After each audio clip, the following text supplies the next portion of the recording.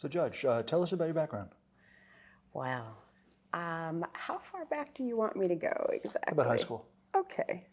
Let's see. Well, I am a fifth generation native of South Florida, so my roots run deep in this community. I was raised by my mother and my grandmother, my brothers and I, in a pretty strict disciplinarian home where education was the priority. I went to the same high school that my mother did, Cardinal Newman in West Palm.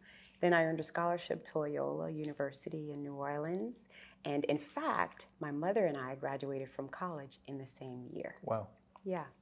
I went on to law school and then returned to South Florida in 1996 to practice law. Tell us where you practiced before you became a judge.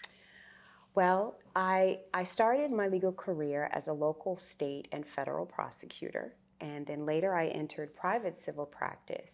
And in 2012, I opened my own law firm, and I ran my firm until 2018 when I decided to run for judge. So you clearly have strong connections to Florida. What are your ties to Broward County? Broward County. I moved to Broward County in 1998, and I made it my mission to be active in the community. I am a 2-decade-plus member of Delta Sigma Theta Sorority Incorporated, and we do a lot of community service. I sit on the board of the American Red Cross here in Broward County. Prior to becoming a judge, I sat on the board of Legal Aid Society, and I make an effort to be out in the community. So I'm a life member of the NAACP, and I'm very active with that organization as well. That's great. So, why did you choose to become a judge? Wow.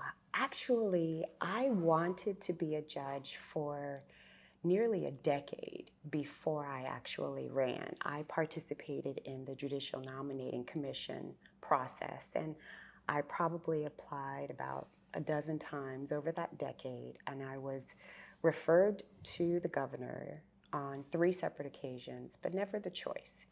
And so I decided to run in 2018 because I figured there were people who may have better connections or more money, but there was no one who was going to work harder. And so I took my fate into my own hands and decided to give it a go, primarily because of the variety of my experience. I have been a plaintiff's attorney, defense attorney in state and federal court, practicing criminal and civil work as a government lawyer and a private counsel. And I thought with that broad base of experience that I would be able to serve the Broward County community well. Thank you. There's so many changes going on here in Broward County in our court system. What makes you excited about the Broward County court system? The things that excite me most about our current court system are the levels of efficiency that we're able to accomplish, the making our efforts to educate and keep those self-represented litigants informed at every stage of their litigation has been a priority for me. I have instructions for self-represented litigants on my division procedures page, and it's in English, Creole, and in Spanish, in an effort to help those who are coming into the system be more comfortable and know what they can expect as they move through the process. Was that important to you when you started in your division?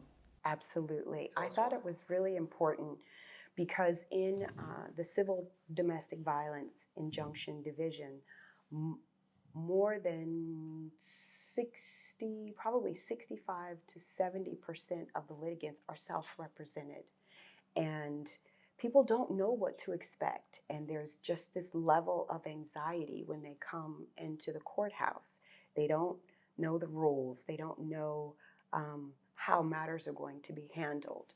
And so I thought it was important to give people an idea of what they could expect moving forward in the process. Having access to the courts is only effective if people understand what's going on. So, Judge, what is the role of the judge in your division? What does the judge do? Well, domestic violence division handles 5 different types of injunctions. So it's domestic violence, dating violence, sexual violence, repeat violence, and stalking. And we review initially ex parte petitions, which are filed either by an attorney or more often a self-represented litigant. And if the injunction is issued ex parte, meaning without the other side being aware, it must have a return hearing within 15 days by statute. And so the judge takes part in the initial review to determine whether or not a temporary order will be granted. And then we conduct the return hearings, and those are mini trials. They're full evidentiary hearings to determine if that injunction will be extended past those 15 days, and they can be issued indefinitely. Can you talk about trials in your division and what you see your role as in conducting a trial? Yes, trials in my division are conducted all day, every day. The trials are non-jury trials, so I am both the fact finder as well as the expert on the law. And it's a challenge because, as I said, there are lots of self-represented litigants who don't know the rules, but they still have to be held to the same legal standard under the law. So a lot of times I'll have people who have evidence on their cell phones. Judge, can I hand you my phone? Judge, do you want to see my phone? And I have to be the gatekeeper. So I will ask them the predicate questions to authenticate and lay the foundation for their evidence. And then if they have the answers that meet the legal standard, I can review their evidence. But I am conducting evidentiary hearings, non-jury trials all day, every single day. Sounds tiring. So tell us about civility and how it's important to you. Civility, in my opinion, is the foundation. That's the golden rule that your mom taught you when you were a kid, to treat people the way you want to be treated. I think that's the foundation, that's the basement, that's where we should work from. I mentioned to you earlier that my mom and I graduated from college in the same year. I have a very close relationship with my mother. I have a very close relationship with my daughter. I treat people the way I would hope they would treat me or my mother or my daughter.